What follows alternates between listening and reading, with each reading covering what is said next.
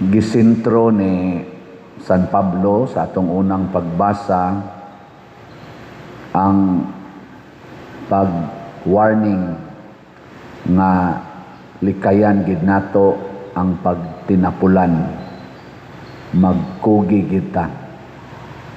Tingya imong tupad ing na kugihan ka. Kugihan.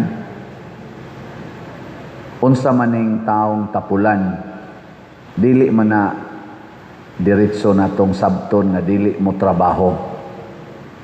Ang tapulan mo trabaho na, pero gusto gid siya nga naa gyud suhol. Di na siya mulihok basta way suhol. Mao na siya tapulan. Ang kugihan, magsige ra gyud na siya trabaho bisag wa pay suhol. Sige, lingian na sa dangimong tupad. Ning naokir ra kag dili suhulan. Okay? Og okay gani, kugihan ka. Pero magsige ka kung ahunag suhol, tapulan ka. Sa una, gagmay paming bata, kining akong uyuan na si Nonoy Lanyo, may among tawag niya. Milanyo na siya. January 6 ang iyang birthday. Ng tulo ka hari.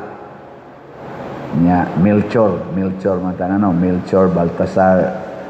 Imbis Melchor, Milanyo. Niya, kuan. Mao ni among modelo siya sa pagkakugihan nga mo gam og mangga, kay mga mangga man ang amo didto, mangga ginaiya. Sugot ra na siya mo sprig mangga siya rang usa. Ano bang kugihan jud kay ba di maluya. Nya di kay na siya sa uma. Pero pag edad na niya katong nangamatay na iyang ginikanan, kay sila na minyo sad siya. Mga guwang na sad, abot na siya mga 60, 70 na edad.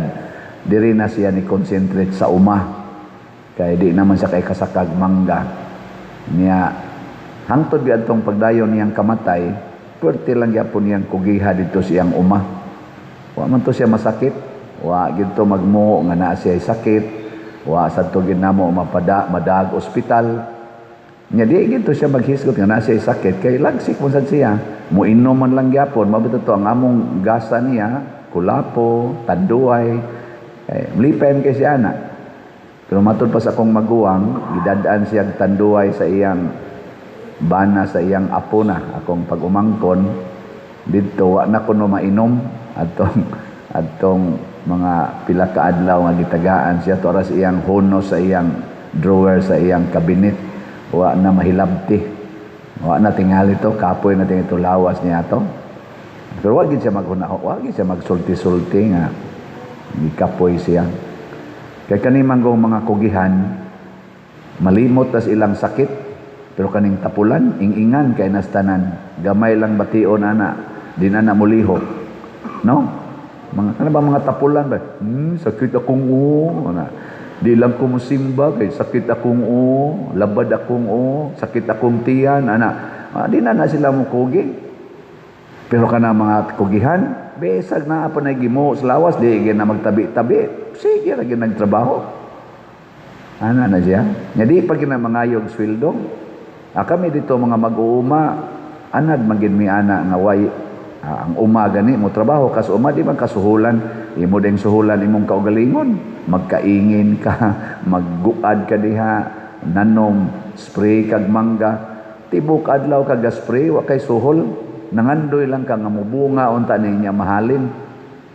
Mao na ang modelo sa kugihan kana mga mag-uuma, mga mangingisda dili man na mangayog suhol. Sige ra mo nagpangisda gikas kadlawon hangtod lang na hayag tibok adlaw di man na gahuat mo lang nagnay makuha, di ba? Di man na sila maningil suhuli ko kay perti na kong pangisda. Na nindot ang kinabuhi sa kugihan. Og tungod ani usa sad siya nakatampo nako sa pag-graduate na kog college kay perti magitaong lisura namo didto. Magtinabangay na sila hatag na kog sinsiyo. Tagaan ko nila usahay si mama mo hatag na kog 5 pesos nga sinsiyo, usahay 10 pesos pinakadako tibok simana na Nya mo tampo sa ning ako mga uyuan, iyaan, ang agianan naman ilang balay, kay silingan naman ni mupuno sa hatag og 20 usahay. Lipay na kay ko nagmabot 20 usahay sa 70 pesos. Ako nang dadon mo na sila magtinampuhay. Mo nang pagkapari nako, buhong gina sila mo nang karon namatay kay nabuhong man. Og kugihan sa kayo mo arig kapilya kana kung iyaan rong buhi pa si Nini Dulce maguwang anang Nonoy Lanio, mga 88 naman tayong edad anang Nini Dulce.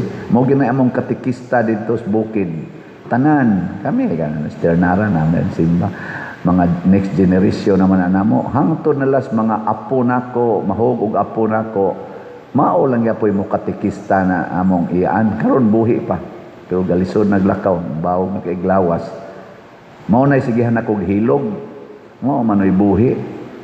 Kani akong uyuan kausaran na nako nahilugan kay sige masag inom na hubog nag kausa nga grabe-grabe pagkahubog ni uli ni saka atong tungason gikas iyang giimnan nga ilang giinoman tangason man ngadto padong sa babaw.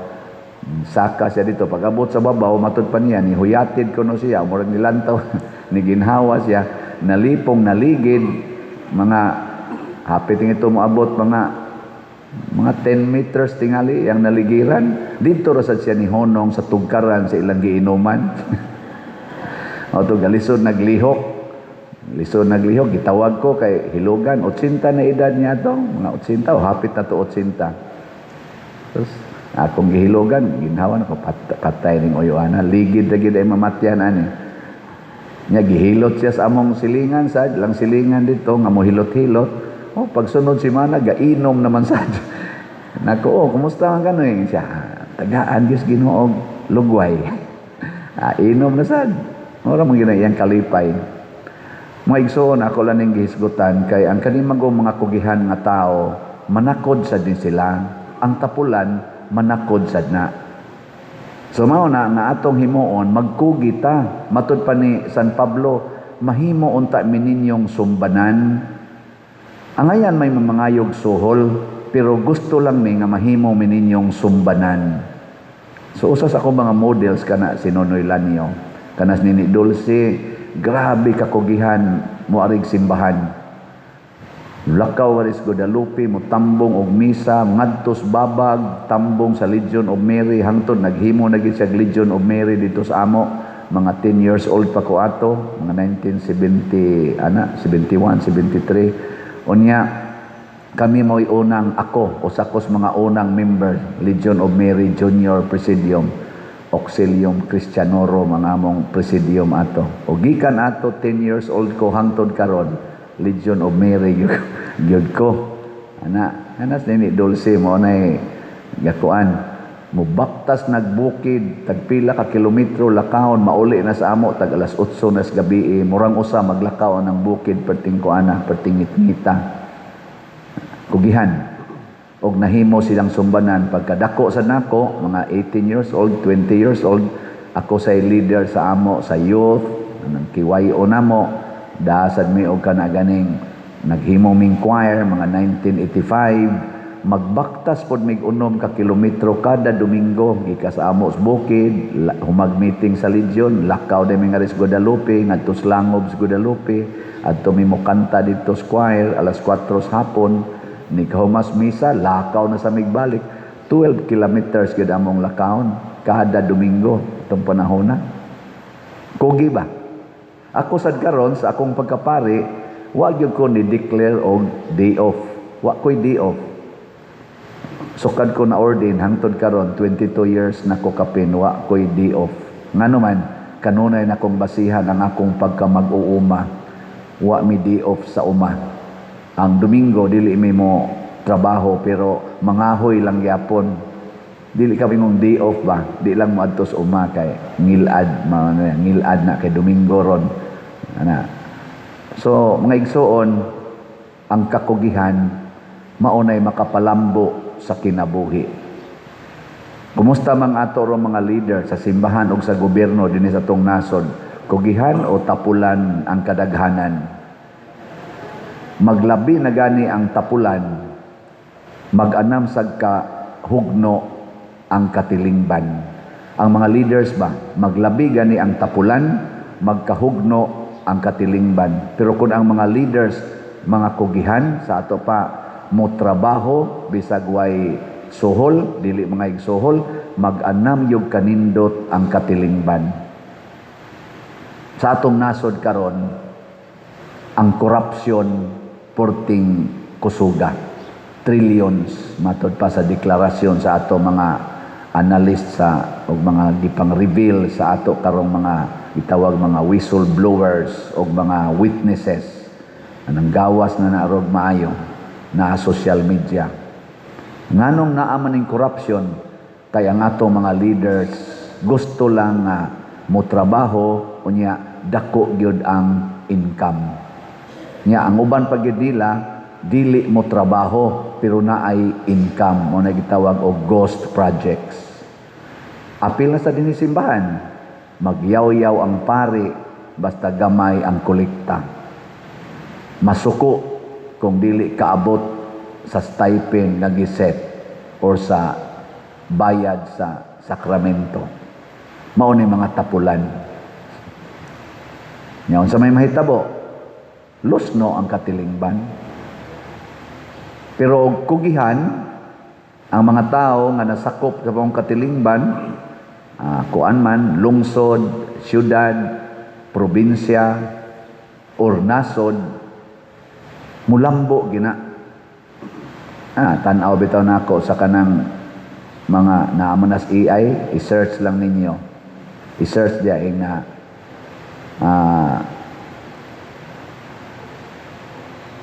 how much wealth or the top 10 richest persons in the Philippines versus total net worth of the Philippines. Kanabang pilay ilang net worth aning top 10 persons or richest persons in the Philippines, pilay ilang share ba sa total net worth of the Philippines. So ay ninyo text, unsa na pag-text ana. Nakakita magugog analysis ana nga gipakita sa diha na social media nga gi-compare ang Philippines, Singapore, Japan ug uban pang mga nasod. So ay lang niyo verify og sakto ba ni. Ang sa Philippines kuno ang top 10 richest persons maoy naggunit sa kaning 64 or 60% sa total income sa nasod kada tuig. 64%. Napo ra ka tawo ang nag-control ana. No. Sa Pilipinas. Sa Japan, motoy akong nahinungduman nga ug sa Singapore popariha man sila, ang ilang top 10 richest persons, ang ilang gikuptan na wealth in relation sa ilang national income kada tuig naara sa 2% kapin. So unsa may pasabot ana nga ang pinakadato nila nga mga tao wa magpahimos sa ilang national income, maayong pagka-distribute ang mga 98 or mga 98% sa ilang income na distribute sa katawhan. Sa ato ang napo katao mo'y nagkupot sa mga 60% kapin, ang 40% mo'y gi-share sa katawhan. So dako kay diferensya. Muna sa ato dinhi sa Pilipinas makita nimo nga dunay mga bilyonaryo nga portig yung datua nya naa sa tay daghan kaayo nga hapit di kakaon og way mga balay. Pero moadto kag Japan, angay-angay sila dito. Adto kag Amerika, angay-angay ra gyud. Gamay ra kayong porsyon ang ganing portig yung lisura, katurag yung mga buangon kayo. nga tawag og homeless. Sa Singapore murag wa may homeless. Pipuson man ka. Sa Japan mao gyapon. Naadyo kay imo. So paambitan ka. Pasabot in general ang ilang mga leaders kugihan dili mo pahimulos ug mao unta nay pangandoy sa simbahan nga mahimotang kugihan dili tapulan. Karon lang kanang mga naas flood control nga scam, dako kay tag budget sa flood control, unya gamay kay agi. May pang atong raffle ticket. Sa man, kugihan mo mamaligya, raffle ticket. Namaligya mo. Why tingog. Namaligya mo slots. Namaligya mo kolumbari na to sa Sabpilisco. Kugi yun. Muna ako si kugi. Gabi dito ko gamisa sa kwan. Salamat day kay taga Alcoy. Misa ko dito. Nya, naam sa de sila raffle ticket dito. Nako kani maglumba ginirong atong raffle ticket. Ingon sa si Father Jerome. Ayun siya nga, ang parish priest dito. Ay, ibaligya lang po na pader. Baligya sa dito. Nahalinan sa tag mga niabot og mga 18,000 So salamat kayo taga Alcoy. Murag ugma man tingali misa sa ko dito sa Mexico. Layo-layo na ba nada bukid sa San Fernando ambot makapaldo baka ta dito. So kamong taga Mexico ug kugihan mo mopalit malangit gyud mo. Pila na may atong halin karon. Niabot na og ang atong slot niabot nag 7,165 ka slots. Pakpak napay 32,835 atong slot na palitonon para sa ni sa atong karong Camino Festival October 10 ra ni kutob ang atong slots. Nya ang atong ticket ang hinahinay pa ginoon pero nagyod no 2,928 na ang atong mga tickets. Pakpakan gyapon nato na malit raffle tickets. Salamat kayo. Nya sige lang padayon ta. Naam sa tay kolektahonon ambot ka tong nahurot na baka tong upat ka stabs nga gikuha sa taga chapel sa Inayawan. Pistar ba sila karong Sabado tingali. Nya napato sa Amos COVID sa 5 ka stabs sa City Health ambot na hurot na ba sa kato 2 ka stabs niya dito sa MIPSA ako ang pamantong sa Vertex September 25 bantingali to akong misa dito ako lang yan to silang paninglon ug nahurot na ba tong 5 ka stabs kugi lang kita ako karon pabagas naong hala kugi haron mulambo ang katilimban. Way pagpangayog bayad. Nganuman, kay mabayran ramanta. Muna si Jesus, iyag yung gitamay ang mga tigpakaron ingnon nga mga leaders. Ingon siya, limpyo kay mutanawon sa gawas, pero ang sulod ninyo muramo og pantiyon nga naay daghan nga mga bukog ug mga hugaw nga butang. Kay kani mga tapulan, may kay ni silang mo pasundayag sa ilang kaugalingon nga nindot sila tan-awon. Pero manikas na sila. Manikas ba? Dili na sila magbuhat sa katong tinuod yun nga buhat. Ang kugihan, magkalago ginang naong sa kugihan, mabuling ng ilang naong, kay kugihan man, pero kanang mga tapulan, hapsay kay nagnaong. Kanabitang, mabda na mo ingon ko sa una, katong ulitaw pa ko ba? Manguyab man ko adto no?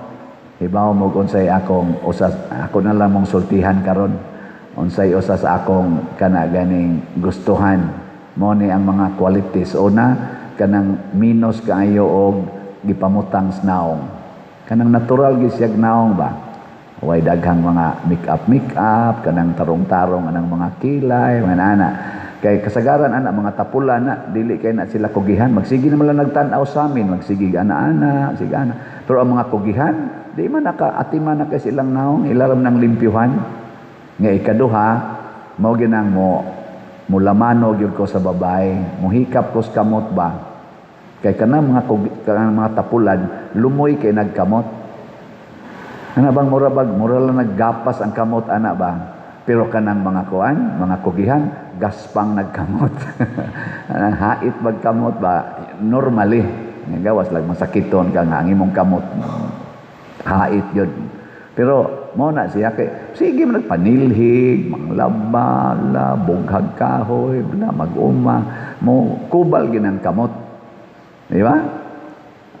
Na siya kugihan. Nga dayon musunod datong ubang mga qualities, beauty o guban pa.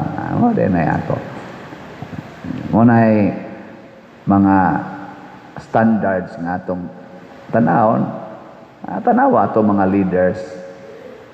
Kanang mga hapsay kay mga naong, kanang bikurbata kayo, kanang nindot kay mga naong. Posible ana mga tapulan na.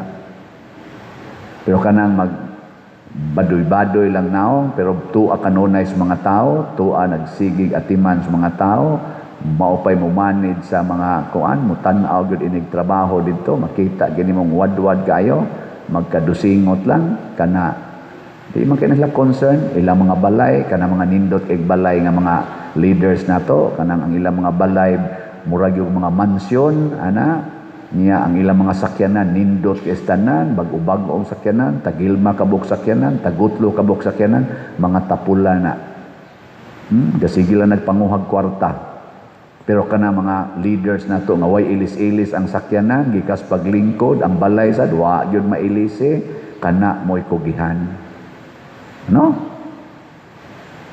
ang tutukan man ko ninyo kana sang mga pari nga monindot kaayo ang balay, monindot kay ang sakyanan, ilis-ilis pag sakyanan, kana mga tapulan sad na.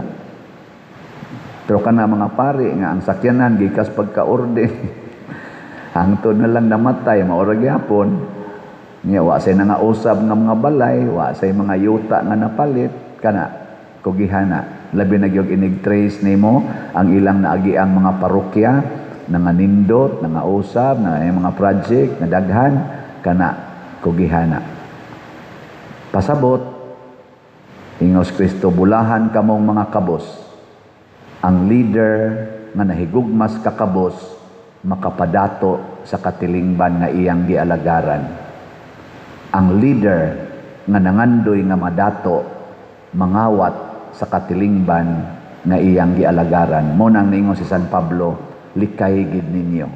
Mauna na ang tigpakaron ingnon. Matod pa ni Hesus diri sa atong ebanghelyo, pagkaalaot ninyo. Inyong gipamatay ang mga propeta. Kay kani mga tapulan og imo nang sawayon, magpakapropeta kanila, imo silang badlongon, patyon ka, ipapriso ka, og leader nas nasod, ipa-impeach ka kung magsigi kag yaw-yaw. Ipa-impeach ka, pahilumon ka. Kaya ka na mga tapulan, alingog-ngoga na sila nga imong sultihan sa kamatuoran. Alingog-ngog na para nila. No? Dihalaron ay hearing sa Senate, nisikat na sad karon ang mga lawyers dito sa prosecutors o katong mga senador, judges nga pabor dito speakers, ang mga bakba, kusog kay muyaw-yaw og stupido, Senador Rafi Tulfo matingay ito. Sikat kayo na rin iyang stupid. You are stupid. Tingnan niya ang witness. You are stupid.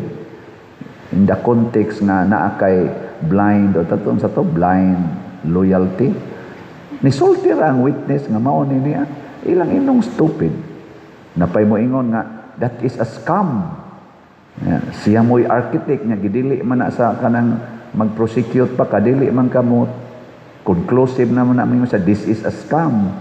This is kasinungalingan. Sige, ila dyan ang isulti kay para lang pagdaot sa dungog sa tao. Dili pagpapresentar sa ebidensya. Kung dili ang pagdaot. Kay nahibaw man sila nga gisult na sikat karon sila social media. Ila dyan isulti. Bahala na gidili na sa ilang legal kanang kuan, rule na kung mag-prosecute ka, ebidensya mo imong sintrohon dili ang gi-accuse aron ang ebidensya kung mosulti nga siya guilty then convict the accused dili nimo i-convict na bisan ang ebidensya wa pa mosulti nganla nilag scam tungod lang ana mga piatos kana mga inana sa liquidation. Unya di nila ipatawag nga gisigihag mention si Colonel Lachica matud pa aning witness kadto Gina Acosta. Si Colonel Lachica akong gitagaas kwarta, dili ang Vice Presidente, si BP dili siya katong dipid pa siya. Pag withdraw na ko sa kwarta, gihatag nako ni Colonel Lachica kay siya na ni-distribute. Wa nila gipadawag karon, ambot ipatawag ba hinaot pa unta si Colonel Lachica nga mao gyud nag-distribute sa confidential fund.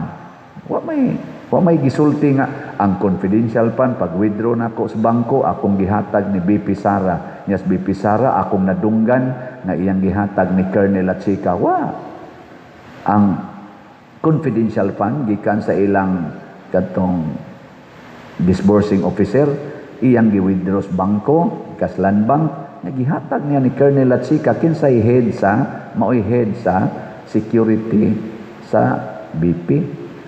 Wa kaabot kamot sa Vice Presidente og tawgon to si Lachica, Colonel Lachica, mao to'y musulti o pagkadawat nako didto nako gideliver sa kwartos or balay sa VP Presidente. Aka na. Posible na. No. Pero na ay mga 18 Marines kadtos Gutisa ningon siya nag-deliver kog mga malitang kwarta didto sa Malacañang, didto sa house ni Martin Romualdez. Wa gyud hinuon tawaga. Wa gyud imbestigaha nga klaro dito na picture, na pagi date, na pagi time. Ila jung gideliver ang kwarta nga gisod sa malita dito kadto imbestigahon kay kadudahan to. Ngano wa man imbestigahe? Kauban Manila. Nganong kining ni ang wa gyud gani delivery kwarta. 18 days na ang hearing, wa pa gyud niingon nga gi-deliver namo ang kwarta ngadto sa Vice Presidente. Nganong sigihan man jud imbestigar? Tungod kay threat sa ilang katapulan, makabulgar sa ilang pagkatigpakaaron ingnon. Ang Ginoo nasayod na ni ana. Muna sa atong tubag sa Salmo, unsa to? Bulahan sila nga mahadlokon sa Ginoo.